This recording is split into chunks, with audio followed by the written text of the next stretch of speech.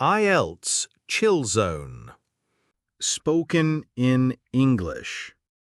Insight or evolution? Two scientists consider the origins of discoveries and other innovative behavior. Scientific discovery is popularly believed to result from the sheer genius of such intellectual stars as naturalist Charles Darwin and theoretical physicist Albert Einstein.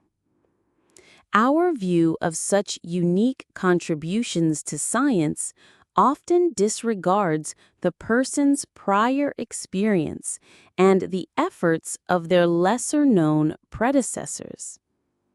Conventional wisdom also places great weight on insight in promoting breakthrough scientific achievements, as if ideas spontaneously pop into someone's head, fully formed and functional. There may be some limited truth to this view.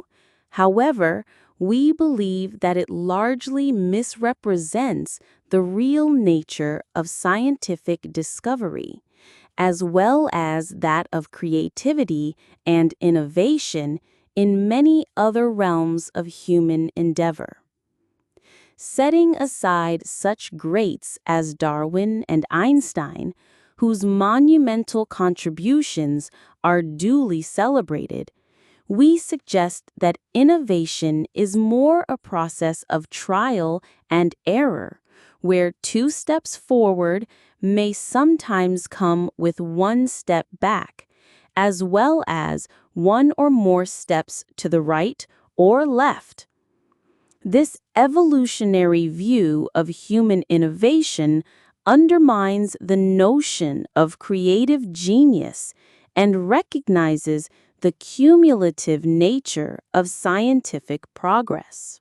Consider one unheralded scientist, John Nicholson, a mathematical physicist working in the 1910s who postulated the existence of proto-elements in outer space. By combining different numbers of weights of these proto-elements atoms, Nicholson could recover the weights of all the elements in the then-known periodic table.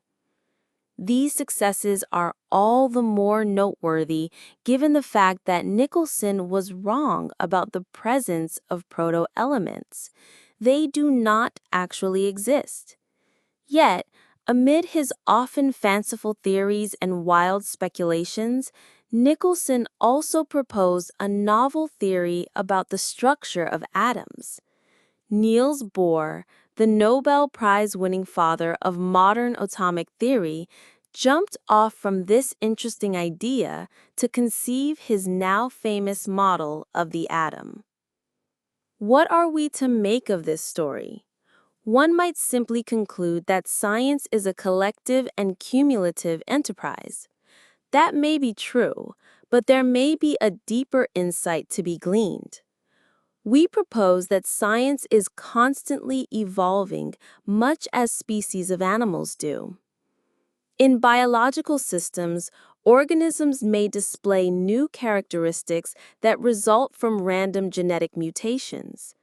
In the same way, random, arbitrary, or accidental mutations of ideas may help pave the way for advances in science. If mutations prove beneficial, then the animal or the scientific theory will continue to thrive and perhaps reproduce. Support for this evolutionary view of behavioral innovation comes from many domains. Consider one example of an influential innovation in U.S. horse racing, the so-called acey-deucey stirrup placement, in which the rider's foot in his left stirrup is placed as much as 25 centimeters lower than the right, is believed to confer important speed advantages when turning on oval tracks. It was developed by a relatively unknown jockey named Jackie Westrope. Had Westrope conducted methodical investigations or examined extensive film records in a shrewd plan to outrun his rivals? Had he foreseen the speed advantage that would be conferred by riding acey-deucey? No. He suffered a leg injury which left him unable to fully bend his left knee. His modification just happened to coincide with enhanced left-hand turning performance. This led to the rapid and widespread adoption of riding acey-deucey by many riders, a racing style which continues in today's thoroughbred racing. Plenty of other stories show that fresh advances can arise from error, misadventure, and also pure serendipity, a happy accident. For example, in the early 1970s, two employees of the company 3M each had a problem. Spencer Silver had a product, a glue which was only slightly sticky, and no use for it, while his colleague Art Fry was trying to figure out how to affix temporary bookmarks in his hymn book without damaging its pages.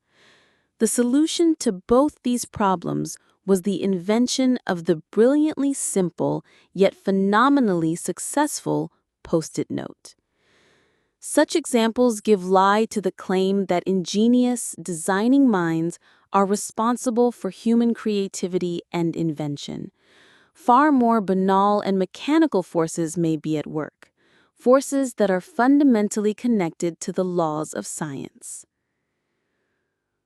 The notions of insight, creativity, and genius are often invoked, but they remain vague and of doubtful scientific utility, especially when one considers the diverse and enduring contributions of individuals such as Plato, Leonardo da Vinci, Shakespeare, Beethoven, Galileo, Newton, Kepler, Curie, Pasteur, and Edison.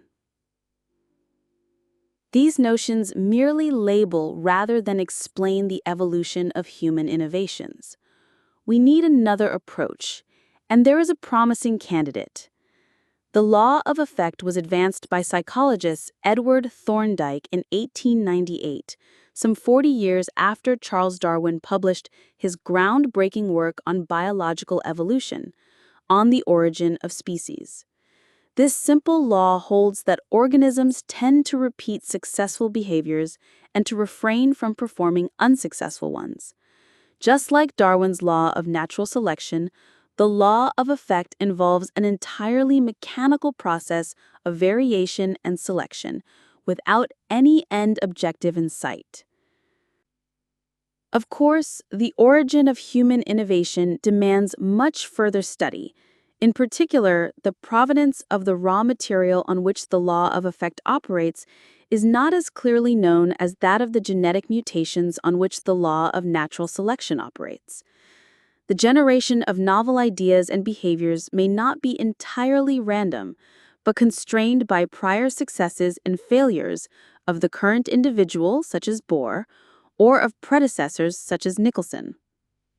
The time seems right for abandoning the naive notions of intelligent design and genius, and for scientifically exploring the true origins of creative behavior. IELTS Chill Zone channel, where you fully understand and learn with ease.